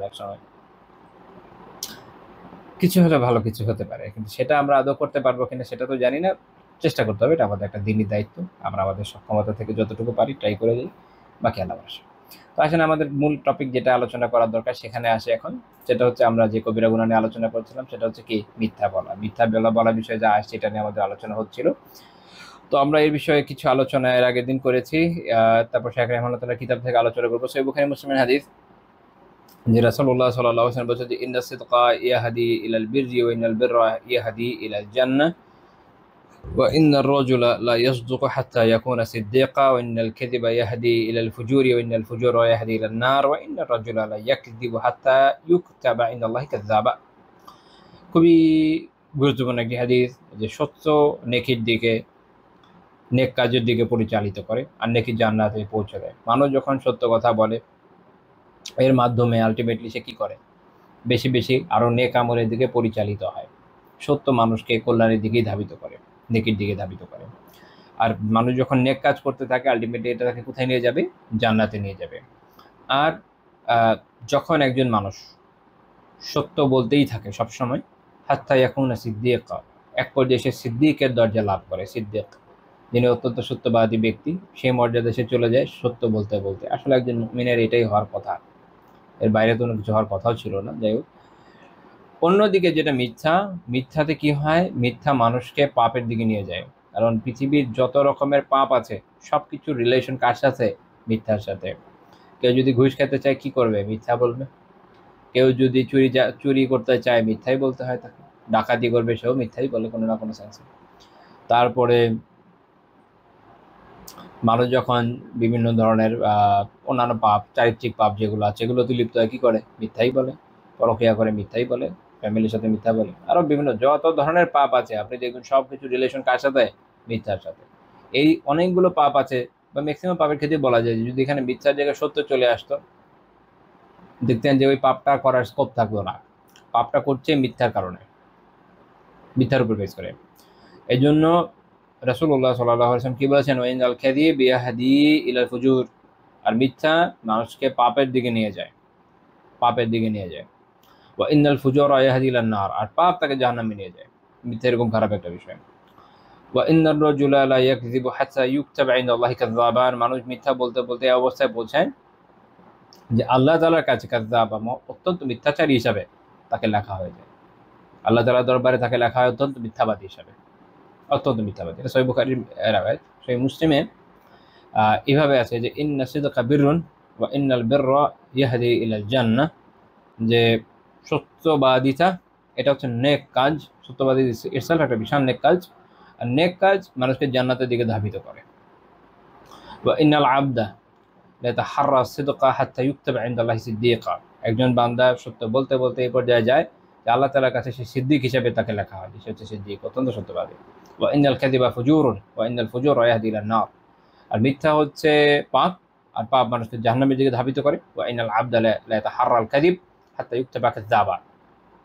আর একজন বান্দা সে যখন মিথ্যা বলতে থাকে, মিথ্যা বলতে বলতে একসময় আল্লাহ তাআলার কাছে সে অত্যন্ত মিথ্যাবাদী হিসেবে তাকে লেখা হয়। সেও একদিন নির্ধারিত হয়ে যায় যে সে কি? অত্যন্ত মিথ্যাবাদী। তো এইখানে একটা গুরুত্বপূর্ণ পয়েন্ট যেটা ইমাম আন-নাওয়াবী রাহিমাহুল্লাহ তাআলা এই হাদিসের ব্যাখ্যা করতে গিয়ে বলেছেন যে এই হাদিসে এই সত্য বলার বিষয়, সত্য নিয়মিত বলার বিষয়ে এবং এই গুণ অর্জনের জন্য, অর্থাৎ সবসময় সত্য বলা, এই গুণকে অর্জনের জন্য উৎসাহ দেওয়া হয়েছে। অর্থাৎ সত্য বলার বিষয়ে যত্নবান হতে হবে। আর সতর্ক করা হয়েছে মিনাল কাযিব, মিথ্যা থেকে, ওয়া তাসাহুলি ফীহি, মিথ্যা বলার ক্ষেত্রে শিথিলতা প্রদর্শন করা থেকে অত্যন্ত সতর্ক করা হয়েছে। এটা একটু বোঝা দরকার। কারণ অনেকে মনে করে, আচ্ছা মাঝে মাঝে বলি, দেখেন এই হাদিসে আমাদের বলে দিচ্ছে যে মানুষ যখন মিথ্যা বলতে থাকে, প্রথমবার হয়তো আপনার অনেক কঠিন লাগবে, মনে হবে যে মিথ্যাটা বলবো না বলবো না। তারপরে যখন আপনি আবার বলবেন আরেকটু সহজ হবে। গ্র্যাজুয়ালি একসময় দেখবেন কি অভ্যাস হয়ে গেছে। আর যারা বারবার মিথ্যা বলতে থাকে তারা অনেক সময় চিন্তা ভাবনাও করে না, চিন্তা ভাবনা করা লাগেই না, ও মুখ খুলতে মিথ্যা বেরো যায়। আমি এটা অন্য একটা দর্শে আপনাদেরকে বলেছিলাম যে এমনও হয়, দেখবেন আমার এলাকার উদাহরণ দিয়ে যদি বলি, ধরেন কেউ আবদুল্লাপুর থেকে যাচ্ছে, ধরেন শাহবাগ যাবে কারো সাথে দেখা করার জন্য। তো সে আছে, রাস্তা খালি, সে চলছে খুব ইজিলি, স্টাফ কোয়ার্টার পৌঁছে গেছে বনানী। ওখানে কেউ ফোন দিল যে কতক্ষণ লাগবে, সে বললেই পারে ভাই আমি তো ভালো স্পিডে আসছে, আমি টাইমলি রওনা দিয়েছি, টেনশনের কিছু নেই, পৌঁছে যাবো কিছুক্ষণের মতো। না, সে বলবে যে আরে আমি তো ফার্ম গেট চলে আসছি, একটু দাঁড়াও। মিথ্যা কথা, কোনো প্রয়োজন ছিল না বলবে, মানে অভ্যাস হয়ে গেছে, না বলে থাকতে পারে না। সে নিজেও জানে না যে সে মিথ্যা বলছে, নিজেও জানে না। আমার নিজের এরকম অভিজ্ঞতা আছে। আমি একজনকে এরকম জিজ্ঞেস করলাম যে এটা বলার মানে পরিচিতের মধ্যে যে একটা কথা বললো যেটা মিথ্যা, এটা বলার দরকার কি ছিল, আপনি তো মিথ্যা বললেন কেন? সে খুব অবাক হয়ে তাকে বলছে, আচ্ছা আমি এটা বলছি, খেয়াল ছিল না তো আমি এটা বলছি। মিথ্যা বলতে বলতে মিথ্যা এইভাবে রক্তের মধ্যে মিশে গেছে না, এটা হচ্ছে কি, ওই যে কাযযাব যখন আল্লাহ তাআলার দরবারে লেখা হয়ে যায়, তার ব্যাক করার কোনো হয়ে থাকে না, এত খারাপ অবস্থা হয়ে যায়। তো এই ধরনের মানুষজন যখন তওবা করতে যায় প্রচুর কষ্ট হয়। দেখা যায় যে যে কোনো ক্ষেত্রে প্রয়োজন নাই বলে ফেলে, আমি আটকাতে পারবে না। এই জন্য মিথ্যা বলার ক্ষেত্রে যে শিথিলতা করা, আচ্ছা এই বিষয়ে বলি বাকিগুলো বলবো না, এটা থেকে বাঁচতে হবে।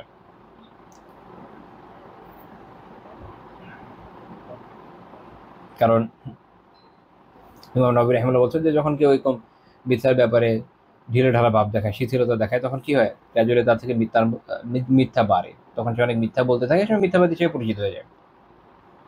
আর এই অতিমাত্রা মিথ্যাবাদী হওয়ার কারণে কি হয়, একসময় আল্লাহ তাআলার দরবারে কাযযাব লেখা হয়। বিপরীত হলো সত্য। আপনি যখন সত্য বলবেন, গ্র্যাজুয়ালি দেখবেন সত্যটা আপনার জন্য অনেক সহজ হয়ে গেছে। সবসময় যদি সত্য বলতে থাকেন, একসময় মিথ্যা বলে আপনার জন্য কঠিন হবে, আপনার মুখে আসতে চাইবে না। উভয়ের ক্ষেত্রে এটা হলো মূল কথা। শুধু এটা না, আসলে সব পাপের ক্ষেত্রেই আমি আগেও বলেছি যে পাপের ক্ষেত্রে আপনি যখন প্রথমে একটা পাপ করবেন, এটা আপনার জন্য অনেক টাফ লাগবে। যে কোনো এমন অফিসে জব করে, বিশেষ করে সরকারি করা যেগুলো আপনার অফিস যেগুলো আছে, সব জায়গায় আপনারা জানেন ঘুষের দৌড়াতে অত্যন্ত বেশি। কেউ যদি বলে যে আমি খাই না, খুব টেনশনের বিষয় যে কীভাবে না খেয়ে আছে। আমি আবার পরিচিত জন যাদেরকে দেখেছি, বেচারা খুব সাহস করে গিয়েছে, অনেকের অবস্থা খুব খারাপ। এবার আমি একজনের কথা, যেটা কয়েক মাস বেতন বন্ধ ছিল, আমি এটা এখন খুলছে কিনা রিসেন্টলি খেয়াল খোঁজ খবর নিতে পারিনি। কেন? কারণ সে তো খায় না। ওনারা কোনো একটা কিছু হলে তার ওটার মধ্যে ফাঁসায় দেয়, কোনো একটা কিছু হবে ওটার মধ্যে তাকে ফাঁসায় দেবে, সে বিভাগীয় একটা মামলা খাবে, কিছুদিন ওটা নিয়ে পড়ে থাকবে। তারপরে এখন পর্যন্ত কয়েকবার দেখলাম যে খালাস পেয়ে গেছে, কয়েকবার এরকম হয়েছে যে করে নাই, যেহেতু তার তো আসলে একসময় প্রমাণিত হয় যে সে করে নাই, দলিল প্রমাণ থাকে, সিসিটিভি ফুটেজ থাকে, ইত্যাদি ইত্যাদি, কিন্তু প্রত্যেকবারই এই বেচারা কয়েক মাস ধরে সাসপেনশন খায়, এই হয় ওই হয়, এই চলতেছে বেচারার জীবন ক্রিটিক্যাল। তো এই হচ্ছে আমাদের দেশের এই ধরনের অফিস আদালত। যাই হোক, তো এখানে যারা ঘুষ খায়, প্রথম যারা যায়, প্রথম কিন্তু যখন ঘুষ খায় মানুষের খারাপই লাগে। প্রথম যখন মানুষ যারা চুরি করে, প্রথমবার করতে খারাপই লাগে। গ্র্যাজুয়ালি একসময় এমন অভ্যাস হয়ে যায়, ওই কোনো বিষয় মনে হয় না। যারা দেখবে যে চাঁদাবাজি করে, দোকান টোকানে চাঁদাবাজি করে, যারা প্রথম এই ধরনের কাজে যায়, তার কিন্তু খুব বেশি ভালো লাগে না, খুব খারাপই লাগে। চাঁদাবাজি অন্তত আমার জেনারেশনের বা আমার কাছাকাছি জেনারেশনের যারা আছে, এই পাবলিক ইউনিভার্সিটিতে পড়ে আসছে, তাদের অনেকে চা খান না চাক, পলিটিক্সের সাথে যারা কোনো না কোনোভাবে যুক্ত ছিল, বা হলে ধরেন পলিটিক্যাল সিট নিয়ে উঠেছিল, তাদের এক্সপিরিয়েন্স অনেকেরই আছে। চা খান না চাক, সিনিয়ররা বলেছে না নিলেও মাইর খাওয়া লাগতো, তো গিয়ে কী করেছে, চাওয়া শুরু করেছে বিভিন্ন জায়গায়, এই চাঁদা দাও, বিভিন্ন আশেপাশের দোকান টোকানে এসে। প্রথম গিয়ে অনেক খারাপ লাগে বেচারাদের। একসময় কী হয়ে যায়, একসময় অভ্যাস হয়ে যায়, একসময় নিজেই নেওয়া শুরু করে। তো পাপ এমন একটা বিষয়, আপনি প্রথমবার নেবেন খারাপই লাগবে, কিন্তু গ্র্যাজুয়ালি একসময় এমন অভ্যাস হয়ে যাবে, আপনি তখন আপনার হাত চুলচুল করবে, না নিয়ে ভালো লাগবে না। আপনি দেখবেন আমাদের সেই পলিটিক্যাল নেতারা মিথ্যা ফুলঝুরি ছুটে, মিথ্যা সে যতই চেষ্টা করুক না কেন আটকাতে পারে না। যে জায়গাতে মিথ্যা বলার কোনো দরকার নেই, ওখানে মিথ্যা বলে বসে থাকে। কেন? অভ্যাস। আমাদের দেশের এক শ্রেণীর ওয়াইজ আছে, দেখবেন খালি চাপা মারতে থাকে, যা বলবে চাপাই বলবে, যা বলবে চাপা, ওর মধ্যে সত্যের লেশ মাত্র নাই। সে ওয়াজের ময়দানে গিয়ে মিথ্যা বলতে বলতে এত অভ্যস্ত হয়ে গেছে যে চাইলেও সত্য বলতে পারে না। তাকে বসায় দেন, সে চিকুর দিয়ে ওই বিভিন্ন গল্প শুরু করবে, যে গল্প জীবনে আগেও কখনো সে পড়ে নাই, ইনস্ট্যান্ট তার মাথায় আসছে এবং বলা শুরু করছে। এটা হচ্ছে সিচুয়েশন। এই জন্য মিথ্যা সম্পর্কে খুব সতর্ক থাকতে হবে যে কোনো পাপের ক্ষেত্রে। শিথিলতা বর্জনীয়। আপনি যখন শিথিল হয়ে যাবেন, এক পর্যায়ে আপনি আর নিজেকে না দৃঢ় করতে পারবেন না। যেমন কোনো জায়গায় আপনার বিভিন্ন ক্ষেত্রে, অপরাধের ক্ষেত্রে একটু প্রতিবাদ করার অভ্যাস আছে, আপনি ছাড় দিতে থাকলেন, একসময় দেখবেন না আপনি আর নিজেকে আর ওই জোর দিতে পারবেন না যে আমি এই বিষয়ে একটু প্রতিবাদ করি। এটা হচ্ছে একটা মেকানিজম। মানুষের মানসিকতা এভাবে হয়ে যায়, এইভাবে চেঞ্জ হয়ে যায়, কি বলে, আপনার ব্রেইনের একটা রিওয়ারিং হয়ে যায়। আগে একরকম প্যাটার্নের ছিল, পরে আরেক প্যাটার্নে চলে আসে, ফল ভালো হয় না। আচ্ছা, এই বিষয়ে আমরা আব্দুল্লাহ বিন মাসউদ রাদিয়াল্লাহু তাআলার একটা কথা পাই, খুব সুন্দর কথা। এটা ইমাম মালিক রাহিমাহুল্লাহ মুওয়াত্তাতে উল্লেখ করেছেন, 3629 নম্বর হাদিস। ইয়াহইয়া রাহিমাহুল্লাহ যে রিওয়ায়াত, সেটাই যে লা ইয়াজালুল আবদু ইয়াকযিবু ওয়া তুনকাতু ফি কলবিহি নুকতাতুন সাওদা হাত্তা ইয়াসওয়াজ্জা কলবুহু ফায়ুকতাবা ইনদাল্লাহি মিনাল কাযিবিন। তিনি বলছেন যে বান্দা যখন মিথ্যা বলতে থাকে, তো তখন যেটা হয়, প্রথমে তার অন্তরে একটা কালো নুক্তা, একটা কালো দাগ পড়ে।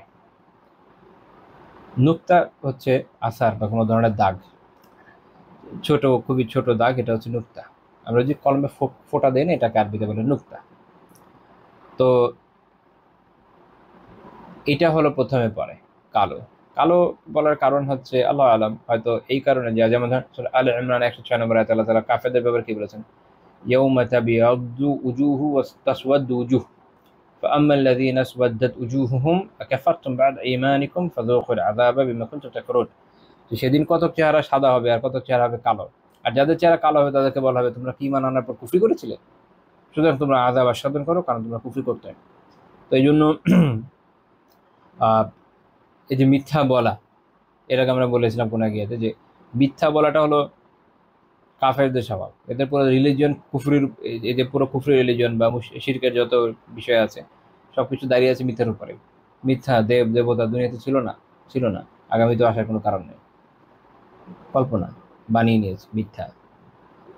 তো এই জন্য কাফেরদের মূল স্বভাবটাই হচ্ছে মিথ্যা। অনেকে বলে যে সব রিলিজিয়নই মিথ্যা নিষেধ করে, এটা একটা মিথ্যা কথা। একমাত্র ইসলামী মিথ্যাকে না করেছে, বাকিটা কেউ করেনি।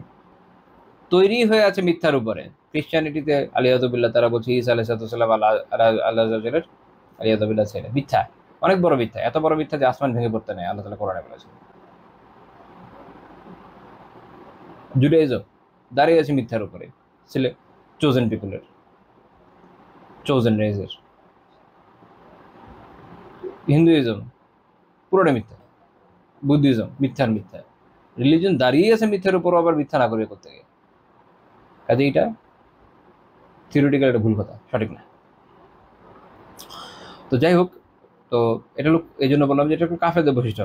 এই জন্য তিনি বলছেন যে অন্তর কি হয়ে যায়, প্রথমে একটা কালো দাগ পড়ে, কিন্তু মিথ্যা বলতে বলতে এক পর্যায়ে কি হয়, পুরো অন্তরটা কালো হয়ে যায়, এবং আল্লাহ তাআলার কাছে তখন সে মিথ্যাবাদ হিসেবে লিখিত হয়ে যায়। আল্লাহ তাআলা এই অবস্থা থেকে আমাদের হেফাজত করে নামেন। এবং যখন এই অবস্থা হয় তখন কি হয়ে যায়, যখন মিথ্যাবাদ হিসেবে লিপিবদ্ধ হয়ে যায়, ইমাম আবুল ওয়ালিদ আল বাজি রাহিমাহুল্লাহ তাআলা ব্যাখ্যা করছেন, এর মানে হচ্ছে সে তখন তওবা থেকে দূরে হয়ে যায়। আল্লাহ তাআলা তখন তাকে তওবার তৌফিক দেন না। আল্লাহ তাআলা আমাদের হেফাজত করে নেন। আরেকটা হাদিস আমরা দেখি, এটাও মুওয়াত্তাতে এসেছে 3623 নম্বর হাদিস। রাসূলুল্লাহ সাল্লাল্লাহু আলাইহি ওয়াসাল্লামকে জিজ্ঞেস করা হলো, আয়াকুনুল মুমিনু জাবানা, মুমিন কি ভীরু হতে পারে, কাপুরুষ হতে পারে? তিনি বলেন নাম, হ্যাঁ হতে পারে। তাকে জিজ্ঞেস করা হলো যে আয়াকুনুল মুমিনু বাখিলা, একজন মুমিন কি কৃপণ হতে পারে? তিনি বলেন হ্যাঁ, এটাও হতে পারে। তারপর তাকে জিজ্ঞেস করা হলো যে আয়াকুনুল মুমিনু কাযাবা, একজন মুমিন কি কাযাব, মানে অত্যন্ত মিথ্যাবাদী হতে পারে? এখানে শুধু একবার মিথ্যার কথা বলা হচ্ছে, বাই চান্স মানুষের জীবনে পাপ হয়ে যেতে পারে, কবিরা গুনাহ মানুষের হতে পারে, কিন্তু কাযাব হওয়া, রেগুলার বেসিসে মিথ্যা বলা, সেটা নিয়ে প্রশ্ন হচ্ছে। তিনি বলছেন যে না, সেটা হতে পারে না। ইমাম ইবনে আব্দুল বার রাহমাহুল্লাহ তামহিদে ব্যাখ্যা করছেন, এর মানে হচ্ছে যে একজন মুমিন সে কাযাব হতে পারে না, অর্থাৎ তার উপরে মিথ্যা প্রাধান্য বিস্তার করতে পারে না, যে সবসময় মিথ্যুকই হয়ে থাকবে, এটা হতে পারে তার। হ্যাঁ, এটা একটা মুমিনের আখলাক না, এটা হতেই পারে না। একটা মুমিন ভীরু হতে পারে, তার মধ্যে কাপুরুষত্ব থাকতে পারে, তার মধ্যে কিছুটা কৃপণতাও থাকতে পারে। তো এটা যে থাকতে পারে, এটার আরেকটা দলিল হচ্ছে যে রাসূলুল্লাহ সাল্লাল্লাহু আলাইহি ওয়াসাল্লাম এটা দোয়াই করেছিলেন, আউযু বিকা মিনাল জুবনিল বুখল। আপনার একটা বিখ্যাত দোয়া জানেন, যে আল্লাহ আমি আপনার কাছে কাপুরুষতা, ভীরুতা এবং কৃপণতা থেকে আশ্রয় প্রার্থনা করি। যেহেতু মুমিনের মধ্যে স্বভাব দুইটা থাকতে পারে, এই জন্য আশ্রয় প্রার্থনা করেছে। কিন্তু মিথ্যা মুমিনের স্বভাবের মধ্যে আসতে পারে না, এমন মিথ্যা যেটা কন্টিনিউয়াসলি সে বলেই যাচ্ছে, সে কিছুতেই ওটা থেকে বিরত হতে পারছে না। তো এটা আমাদের বোঝা উচিত, যেটা মুমিনের স্বভাব হতে পারে না যে আপনি সবসময় মিথ্যাই বলতে থাকবেন। কিন্তু ওই যে এর আগে যেটা বলেছি, মেকানিজমটা কিভাবে কাজ করে, যে একটা মানুষ যখন বলতে থাকে একসময় এটা তার অভ্যাস হয়ে যায়, বলতেই থাকে। সে পরিবারের মধ্যে মিথ্যা বলে, বাইরে আছে, পাশে ফোন দিল, কখন আর কোথায় আছো, আছে এক জায়গায় বলবে আরেক জায়গায়, কেনাকাটা করতে গেলে মিথ্যা বলে, অফিস থেকে মিথ্যা বলে, মানুষের সাথে ব্যবসা করতে গেলে মিথ্যা বলে। দেখবেন যে আপনাকে বলছে যে এটা ভাই আমার কেনা দামে আপনাকে দিয়ে দিলাম, সবাইকে কেনা দামে দিলে আপনি ব্যবসা করবেন কি দিয়ে? মিথ্যা বলে, ইচ্ছে করে মিথ্যা বলে, মনে করে যে এটা বললে তো আমার প্রোডাক্ট চলে যাবে। আরো বিভিন্ন ধরনের মিথ্যা যাচ্ছে, এটা মানে অভাব নেই, এত ধরনের মিথ্যা সমাজে এখন প্রচলিত। তো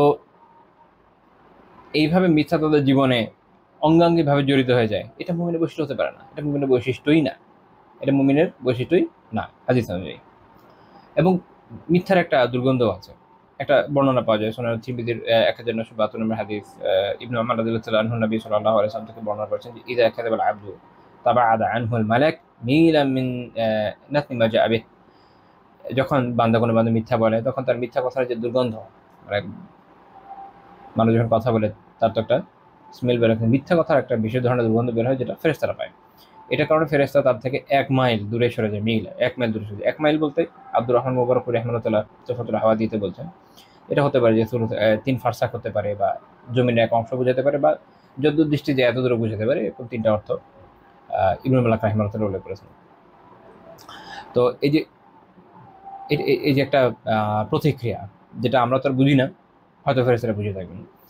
এটা ইমাম তিরমিজি রাহিমাহুল্লাহ হাদিসকে হাসান গরীব বললেও এই হাদিসে সনদে আব্দুর রহিম বিন হারুন বলে একজন রাবি আছেন, ওনার ব্যাপারে ইবনে হাজার রাহিমাহুল্লাহ তাআলা তাকরিবে করেছেন দাইফ। এই কারণে সনদটা দাইফ, এটা সহিহ না, দাইফ। যদিও তিরমিজি এখন হাসান বলেছেন, কিন্তু এটা পরবর্তীকালে সকল মুহাদ্দিসদের আলোচনায় আমি কম বেশি দেখেছি ওনারা এটা দাইফে করেছেন। কিন্তু এখান থেকে শিক্ষা নেওয়া যায়। শিক্ষাটা হচ্ছে এইটা যে মিথ্যার অবভিয়াসলি একটা ইফেক্ট আছে, এবং এই ইফেক্টটা আমরা অনেক সময় বুঝি না, কিন্তু যারা বুঝে, যাদেরকে আল্লাহ তাআলা ভিন্নভাবে সৃষ্টি করেছেন যেমন ফেরেশতারা, তারা হয়তো অনুভব করে থাকবেন, যে কারণে তারা কি করেন, কাছাকাছি ঘেঁষেন না। আর প্র্যাকটিক্যাল যে প্রভাব সেটা তো আমরা আমাদের জীবনে দেখি, যারা মিথ্যাবাদী তাদের প্রভাব। তো শেখ রাহিমাহুল্লাহ তাআলার আলোচনা এই পর্যন্ত, উনি এই পর্যন্তই এই হাদিসগুলোই উল্লেখ করেছেন। আমি এর সাথে একটু যুক্ত করতে চাই, যেমন সহিহ বুখারী 34 নম্বর হাদিস, আপনারা জানেন যে আরবাউন মান কুন্না ফীহি কানা মুনাফিকান খালিসা। 4টা বৈশিষ্ট্য যার মধ্যে আছে সে খালিসভাবে মুনাফিক। এখানে অবশ্য আসলে মূলত যেটা বোঝানো হচ্ছে সেটা হচ্ছে মুনাফিকের বৈশিষ্ট্য হিসেবে, মানে মুনাফিকের অনুরূপ তারা, হুবহু মুনাফিক এটা সব ক্ষেত্রে না। সব ক্ষেত্রে না আমি কেন বললাম, যেমন আপনারা দেখবেন মুনাফিকের 3 বৈশিষ্ট্য, মুনাফিকের 4 বৈশিষ্ট্য যে হাদিসগুলো আছে, এটা আসলে উদ্দেশ্য হচ্ছে ওই সময়কার মুনাফিকদেরকে চিহ্নিত করে দেয়া। পরবর্তী সময়ের মানুষের মধ্যে অন্তরে যদি ঈমান থাকে, তাহলে এই বৈশিষ্ট্যগুলো থাকলে মুনাফিকের সাথে সে সাযুজ্যপূর্ণ হলো বাহ্যিকভাবে, কিন্তু আত্মিক ঈমানের কারণে সে ওই ধরনের মুনাফিক না যেটা কাফের, যারা জাহান্নামের সর্বনিম্ন স্তরে থাকবে। এগুলো পার্থক্য, ঠিক আছে? এটা মাথায় রাখা দরকার যে এই ধরনের বৈশিষ্ট্য কারো থাকলে তাকে তাকফির করে ফেলা হবে, এরকম না। আচ্ছা, তো বৈশিষ্ট্যগুলো কি? মান কানাত ফিহি খাসলাতুন মিনহুন্না কানাত ফিহি খাসলাতুন মিনান নিফাকি হাত্তা ইয়াদআহা। আল্লাহ রাসূল সাল্লাল্লাহু আলাইহি ওয়াসাল্লাম বলছেন যে এই যে 4টা বৈশিষ্ট্য, এটার ব্যাপারে বলছেন যে এগুলো যার মধ্যে আছে, একটা বৈশিষ্ট্য যার মধ্যে আছে, তার মধ্যে নিফাকের একটা বৈশিষ্ট্য আছে, যতক্ষণ না সে এটাকে ত্যাগ করছে। এটা হচ্ছে ইযা সুমিনা খানা, যখন তার উপরে তাকে কোনো আমানত রাখা হয় সেটা খেয়ানত করে। আমানত রাখা হলে খেয়ানত করে। এইটা তো সুবহানাল্লাহ, কি যে একটা বাজে অবস্থা এখন। আপনি যত ভালো মানুষ দেখিয়ে যান, অনেক ক্ষেত্রে দেখবেন যে এই খেয়ানত হচ্ছে। কাউকে আপনি কোনো দায়িত্ব দিয়েছেন, দায়িত্বে খেয়ানত করবে। কাউকে আপনি কোনো কেনাকাটা করতে দিয়েছেন, সেটা খেয়ানত করবে। কাউকে আপনি কোনো প্রোডাক্ট দিয়েছেন, এটা রাখেন, ওটার মধ্যে খেয়ানত করবে। খেয়ানত চলছে। বা ইযা হাদাসা কাযাবা, যখন কথা বলবে মিথ্যা বলবে। যখন কথা বলবে মিথ্যা বলবে। তো মিথ্যা বলাটা এটা আসলে মূলত কাদের বৈশিষ্ট্য? মুনাফিকদের বৈশিষ্ট্য। মুনাফিকরা ভিতরে কুফরি গোপন রেখে বাইরে দিয়ে বলতে আমরা ঈমান এনেছি, মিথ্যা বলছি। তো এরকম অনেকে ভিতরে আপনার বিরুদ্ধে বিভিন্ন ধরনের বিদ্বেষ রাখতে পারে, আরও বিভিন্ন বিষয় থাকতে পারে, কিন্তু যখন কথা বলবে একদম মুখে মধু চুয়ে পড়বে যে হ্যাঁ অনেক ভালোবাসি। আলিয়াযুবিল্লাহ, অনেকে এরকম বলে যে আল্লাহর জন্য ভালোবাসি। আচ্ছা, আল্লাহর জন্যই ভালোবাসি, মানে মিথ্যার একটু সীমা রাখা উচিত, কদ্দুর ভালোবাসেন আসলে। তো এটা মুনাফিকের বৈশিষ্ট্য যে যখন কথা বলে কি বলে? মিথ্যা বলে। মুমিনের বৈশিষ্ট্য হচ্ছে কি তাহলে উল্টাটা, যখন কথা বলবে সত্য বলবে। ওইদা আহাদা গাদারা ওইদা খাসামা ফাজারা, যখন কোনো চুক্তি করবে এটা ভঙ্গ করে, বিশ্বাসঘাতকতা করে। আর ঝগড়া যখন হয় কোনো কারণে, তখন সে বিভিন্ন সে পাপ করে বলতে আলিমরা ব্যাখ্যা করছেন যে সে হয়তো গালিগালাজ করছে, নিকৃষ্ট কোনো কথাবার্তা বলছে। তো এই বৈশিষ্ট্যগুলো নিয়ে যদি আপনি গভীরভাবে চিন্তা করেন, তাহলে আমাদের সমাজের যে অবস্থা, এবারই টাফ, কে আদৌ এখান থেকে বেরোয় আসে। আমার অনার্সের সময় হাদিসের দার্সে আমার যিনি উস্তাদ ছিলেন, উনি এই হাদিস পড়ানোর সময় বলছিলেন যে এই বৈশিষ্ট্যগুলো এখন যে মানে নাই কার মধ্যে, এটা খুঁজে পাওয়া এক দুষ্কর বিষয় হয়ে যাচ্ছে। বিষয়গুলো এত ব্যাপক, আল্লাহ তাআলা আমাদের হেফাজত করেন। আর আমরা এত পাপের মধ্যে নিমজ্জিত থেকে চিন্তা করতেছি যে আমরা একজন অলিয়া হয়ে গেছি। এটা আরো টেনশনের বিষয়, যে আমরা কি ইস্তিদ্রাজে পড়ে গেলাম কিনা, আল্লাহ তাআলা আমাদের ধীরে ধীরে পাকড়াও করেন কিনা। আল্লাহ তাআলার কাছে আশ্রয় প্রার্থনা করি তা থেকে আল্লাহ তাআলা আমাদের নিরাপদ রাখেন। আরেকটা হাদিস আমরা এই প্রসঙ্গে একটু আলোচনা করবো ইনশাআল্লাহ তাআলা। সেটা হচ্ছে ইমাম আবু ইয়ালা রাহিমাহুল্লাহ তাআলা তার মুসনাদে উমর ইবনে খাত্তাব রাদিয়াল্লাহু আনহু থেকে বর্ণনা করেছেন যে রাসূলুল্লাহ সাল্লাল্লাহু আলাইহি ওয়াসাল্লাম বলেছেন লা ইয়াবলুগুল আবদু সারিহাল ঈমানি হাত্তা ইয়াদআল মিজাহ ওয়াল কাযিব ওয়া ইয়াদআল মিরাআ ওয়া ইন কানা মুহিক্কা। এটা প্রথম অংশ আমাদের সাথে বেশি গুরুত্বপূর্ণ, যে একজন ব্যক্তি ততক্ষণ পর্যন্ত একদম ইমান খাঁটি ইমান পর্যন্ত পৌঁছাতে পারবে না, সুস্পষ্ট খাঁটি ইমান সে পর্যন্ত সে পৌঁছাতে পারবে না যতক্ষণ না সে তিনটা বিষয়ের পরিত্যাগের কথা আছে। এক, আহ, মিজাহ।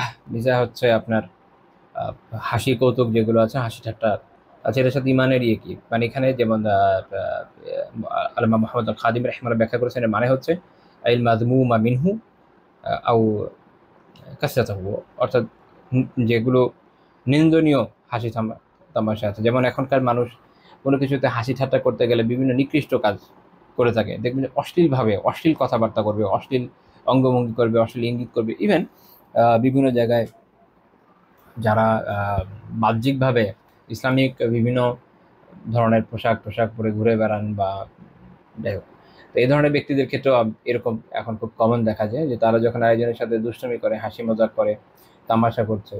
ইভেন আমি তো ফেসবুকে একজন একাধিকজনকে লাইভের মধ্যে দেখেছি এমন ধরনের কথাবার্তা বলছে, লিখছিল অশ্লীল অশ্লীল। তো এই ধরনের ঠাট্টা বিদ্রুপ যখন মানুষ করে, এই ধরনের কাজ এমনিতেই তো হারাম, তো এটা তাকে ঈমানের মূল পর্যন্ত পৌঁছাতে বাধা দিচ্ছে। আসলে সে পরিপূর্ণ মুমিন হয়ে উঠতে পারে নাই। আল্লাহ তাআলা আমাদের হেফাজত করেন। এখনকার সময়ে মানুষের এরকম কথাবার্তা বলার অন্যতম উপায় হয়ে গেছে অশ্লীলতা। বিশেষ করে হলিউডের প্রভাবে এমন অনেক ওয়ার্ড আছে যেগুলো খুব অশ্লীল।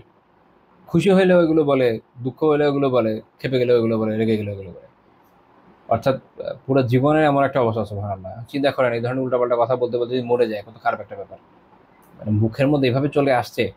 একজন মুমিন এক এক সিচুয়েশন এক একটা কথা বলবে, কখনো ইন্না লিল্লাহ বলছে, কখনো সুবহানাল্লাহ বলছে, কখনো আলহামদুলিল্লাহ বলছে, কখনো আল্লাহু আকবার বলছে। আর এদের অবস্থা হচ্ছে এরকম, এই ধরনের ওয়ার্ড বের হয়ে আসছে। একজনের সওয়াব হচ্ছে, একজনের পাপ হচ্ছে। আবার কেউ কেউ একটু মডারেশনের চেষ্টা করে, পুরা ওয়ার্ড কথা না বলে কয়েকটা হরফ বলে, তাতে কি চেঞ্জ হয়ে যাচ্ছে? জিনিসটা আমার তাই হচ্ছে। আমি যা বলছি আপনারা বুঝছেন, তাই না? তো আপনারা সতর্ক হয়ে যান, নিজেদের জীবনে এগুলোকে বর্জন করেন। নিজের ক্ষেত্রে, নিজের পরিবার থেকে, সন্তান থেকে, আত্মীয় স্বজন থেকে যাদের দেখছেন এগুলো করছে, তাদেরকে নাসিহা করেন যেন এগুলো থেকে বেরোয় আসে। কোনো খাই না এগুলোর মধ্যে, শুধু পাপ আর পাপ।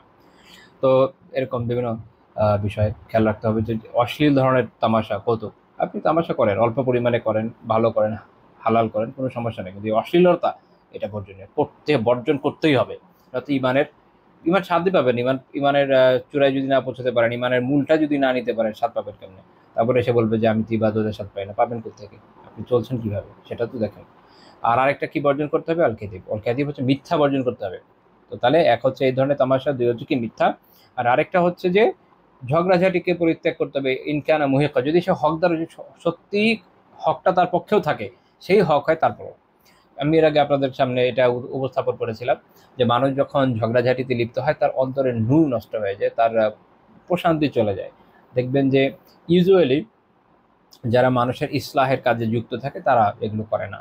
এর কিন্তু দুই চারজন এমন আপনি মুসলিম ধরনের মানুষও পাবেন যারা মুসলেহ, মানুষকে ইসলাহ করেন মাশাআল্লাহ, কিন্তু বিভিন্ন জায়গায় দেখবেন যে ডিবেটিংয়ে অনেক বেশি লিপ্ত থাকে, তাদের মধ্যে হাসনেস চলে আসে, তাদের চেহারায় হাসনেস চলে আসে, কথাবার্তায় হাসনেস চলে আসে, কখন কাকে আঘাত করে বসছেন তাদের কোনো খেয়ালও থাকে না।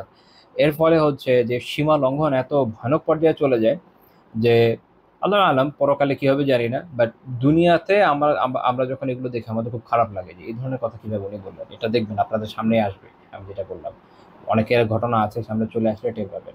এই ধরনের বয়ান শুনলে টের পাবেন যদি আপনি খোলা মন নিয়ে শোনেন। মানে আপনি যদি অন্ধভাবে অনুসরণ করেন, জীবনেও কোনো কিছু বুঝবেন না, সবকিছু ভালোই মনে হবে। আচ্ছা, তো এই বর্ণনাটা এটা শেখ আলবানী রাহমাতুল্লাহ সহিহ গাইডি বলেছেন, সহিহ তারগিবে 2940 নম্বর হাদিস। আচ্ছা, এই প্রসঙ্গে আমি শেষ করব সালাফের কয়েকটা বাণী দিয়ে। এই টপিক আমরা এখানে শেষ করবো ইনশাআল্লাহ তাআলা। প্রথম বাণী ওমর ইবনে খাত্তাব রাদিয়াল্লাহু তাআলা আনহু থেকে। ইমাম মাওয়ারদি রাহিমাহুল্লাহ তাআলা আদাবুদ দুনিয়া ওয়াদ দ্বীনে বলছেন, ওমর ইবনে খাত্তাব রাদিয়াল্লাহু তাআলা বলেছেন লি আই ইয়াদানি সিদকু ওয়া কাল্লা মা ইয়াফআলু আহাবু ইলাইয়া মিন আন ইয়ারফাআনি আল কাযিবু ওয়া কাল্লা মা ইয়াফআলু। সত্য যদি আমাকে নিচুও করে, উনি বলছেন যে এটা খুব কমই করে, সত্য আসলে নিচু করে না, সত্য মানুষকে যেটা করে উঁচু করে। উনি বলছেন যদি আমাকে নিচুও করে, তারপর এটা আমার কাছে মিথ্যা আমাকে উঁচু করার থেকে বেশি প্রিয়, যদিও মিথ্যা আসলে খুব কমই মানুষকে উঁচু করে। এই জন্য মিথ্যা কাউকে উঁচু করে না। আপনি একটা মিথ্যা বলবেন, যেটা আপনার নাই সেটা বলে করলেন, বা যে কোনো ভাবে হতে পারে, আপনার মনে হবে যে আপনি উঁচু হলেন, আসলে কি উঁচু হলেন? আসলে তো উঁচু হলেন না। আপনি শুধু এই যে রিসেন্ট একটা গভর্নমেন্ট গেছে, এদের বিভিন্ন নেতা কর্মীদের আপনারা জানেন কি পরিমাণ মিথ্যা বলতো ওই সময়। ফেসবুক খুললে আসতো, ইউটিউব খুললে আসতো, এদের চেহারা থোবরা সামনে চলে আসতো, মিথ্যাচারের পর মিথ্যাচার করে যেত। মানুষের কাছে উঁচু হয়েছে, উঁচু হয়, তারা মনে করছে তারা অনেক উঁচু ছিল, আলটিমেটলি একসময় নিচে পড়েই গেছে। এখন আবার দেখবেন আরেকজন ক্ষমতায় আসবে, সেও তাই করবে। এখন এখন একটা অ্যাডহক কমিটি আছে ক্ষমতায়, তারাও তাই করতেছে। পরে আরেকটা কেউ আসবে, তারাও তাই করবে। মানে আই ডোন্ট নো কয়েকদিন এই এই এই নাটক কত বছর চলবে, বা আমাদের জীবন এভাবে চলে যাবে কিনা আল্লাহ আলম, আই ডোন্ট নো। বাট এরা মনে করে কি যে তারা উপরে উঠছে না। মিথ্যাতে আপনি উপরে উঠবেন না, মিথ্যাতে আপনি নিচেই যাবেন, নিচেই যাবেন। মানুষের মনে আপনার প্রতি ঘৃণা বিদ্বেষ তৈরি হবে, হতেই থাকবে, ওইটাই নিচে যাওয়া। অন্যদিকে যে সত্যবাদী, সত্য তাকে শুধু উঁচুই করে, সত্য তাকে শুধু উঁচুই করে, সত্য তাকে নিচু করে না। বাহ্যিকভাবে হয়তো সে কিছুটা নিচু হতে পারে, হয়তো পরীক্ষায় পড়তে পারে, কিন্তু সে নিচে চলে যাবে না। এক সময় সে উঁচুই উঠবে। তো ওই জন্য আমরা খাতাব রাদিয়াল্লাহু আনহু বলেছেন যে সত্য যদি আমাকে নিচে নামিয়েও দেয়, এর থেকে মিথ্যা দ্বারা উপরে ওঠার চেয়ে এটা আমার কাছে বেশি প্রিয়। এটা আমাদের বোঝা উচিত। ইমাম ইবনুল জাওজি রাহিমাহুল্লাহ তাআলা একটা কিতাব আছে বাহরুদ দুমু, ওখানে আব্দুল্লাহ বিন মাসউদ রাদিয়াল্লাহু আনহু একটা কথা উল্লেখ করেছেন যে তিনি বলেছেন আযমুল খাতায়াল কাযিব, সবচেয়ে বড় পাপ হচ্ছে মিথ্যা। কেন? এর আগে আমরা আলোচনা করেছি। আপনি শিরক থেকে নিয়ে শুরু করে যত রকম পাপ আছে, যাই ধরেন না কেন, দেখবেন এর পিছনে আছে মিথ্যা, কোনো না কোনো লেভেলে মিথ্যা আছে। মিথ্যাই শিরকের মূল, মিথ্যাই কুফরির মূল। গ্র্যাজুয়ালি সকল ধরনের পাপ মূলত মিথ্যার কারণেই হয়, কাজে মিথ্যা হচ্ছে আদি পাপ, আদি কারণ। ঠিক আছে? ধরেন ইবলিস অহংকার করেছে, আমরা জানি এটা আদি পাপ, ইবলিসের তরফ থেকে যেটা হয়েছিল, অহংকার করেছিল। এই অহংকারের পিছনে তার একটা মিথ্যা আত্মগর্ব ছিল, আসলে এটা মিথ্যা, তার গর্বের কিছু ছিল না। সে যে স্ট্যান্ডার্ড ধরেছে ওটাই মিথ্যা, ওটাই ভুল। এই মিথ্যা খুব ভয়ানক বিষয়, এটা আমাদের বোঝা উচিত। আমরা সবাই বুঝি না, আমার মনে হচ্ছে মিথ্যা এমন কি, মিথ্যা খুব ভয়ানক। এবং অনেকে মনে করে মিথ্যা না বলে একটা মানুষ কিভাবে বাঁচতে পারে, আলিয়াযুবিল্লাহ। ছেড়ে দেখেন, দেখেন যে বাঁচা যায় কিনা। ইবনে আবি শাইবা রাহিমাহুল্লাহ তার মুসনাদে ইবনে মাসউদ রাদিয়াল্লাহু আনহু আরেকটা কথা উল্লেখ করেছেন যে ইন্নাল কাযিবা লা ইয়াসরুফু মিনহু জাদ্দু ওয়ালা হাজাল। মিথ্যা সেটা আপনি তরলতা রসিকতা করেই বলেন বা দৃঢ়তার সাথে বলেন না কেন, কোনোটাই সঠিক নয়। এটা আহমদ বিন হাম্বল রাহিমাহুল্লাহ তাআলার বক্তব্য হিসেবে উল্লেখ আছে। অর্থাৎ হাসি ঠাট্টা করে মিথ্যা বলেন, আর খুব সিরিয়াসলি মিথ্যা বলেন, মিথ্যা মিথ্যাই। অনেকের মনে হয়, অনেকে এরকম জিজ্ঞেস করলে বলে যে আমি তো ঠাট্টা করে বলছিলাম। ঠাট্টা করলে মিথ্যে, ঠাট্টা করলে মিথ্যাই, মিথ্যা মিথ্যাই। আপনি ঠাট্টা করে বললেও মিথ্যা, সিরিয়াসলি বললেও মিথ্যা, পার্থক্যের কিছু নাই। বরং কোনো কোনো রেওয়ায়ত থেকে বোঝা যায় ঠাট্টা করে বলা আরো খারাপ। তো যাই হোক, আজকে আমাদের আলোচনা আমরা এই পর্যন্ত রাখি। এই টপিক আমাদের আলোচনা আলহামদুলিল্লাহ শেষ হয়ে গেল। পরবর্তী দিন ইনশাআল্লাহ অন্য টপিক আমরা শুরু করবো। সুবহানাকাল্লাহুম্মা ওয়া বিহামদিকা লা ইলাহা ইল্লা আনতা আস্তাগফিরুকা ওয়া আতুবু ইলাইক।